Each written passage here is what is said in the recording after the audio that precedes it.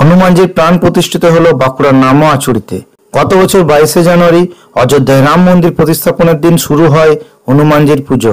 এক বছর পর ঠিক এই দিনে রামকৃষ্ণ মিশনের মহারাজের উপস্থিতিতে 200 মঙ্গলঘট দিয়ে মন্দিরে হনুমানজির প্রাণ প্রতিষ্ঠিত হলো। বজরংবলী কমিটির উদ্যোক্তারা জানায়, গত বছর থেকে হনুমানজির প্রাণ প্রতিষ্ঠা করার এক অদম্য ইচ্ছা শক্তি কাজ করছিল। তাই হনুমানজির আশীর্বাদে এই বৃহৎ কর্মযজ্ঞ সম্পন্ন করা সম্ভব হয়েছে।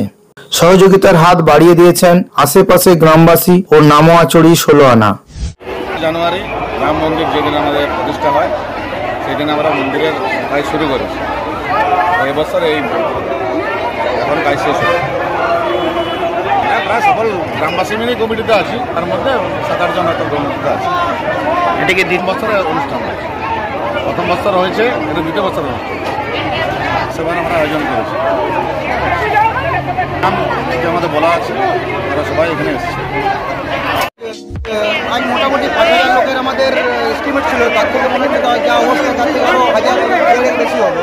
আর এটা আমাদের 1 বছর ধরে আমাদের আগের টার্গেট হয়েছিল, 1 বছর আগের থেকে আমরা করছি এটা। এবং আজকে এত লোক দেখে আমরা খুব আনন্দিত হয়েছি। আর পুরো গ্রামের লোক সহযোগিতা করেছে, তাছাড়া গ্রামের থেকে যারা বাইরে গিয়ে চাকরি বাকরি করে তারা ফান্ড কিছু কালেকশন দিয়েছে আমাদেরকে। আর এছাড়া গ্রামের সমস্ত লোকের কাছে আমরা ঘরে ঘরে গিয়ে পরে ফান্ড আদায় করেছি। এই যে মানুষটা রয়েছে এরা প্রচণ্ড অক্লান্ত পরিশ্রম করেছে।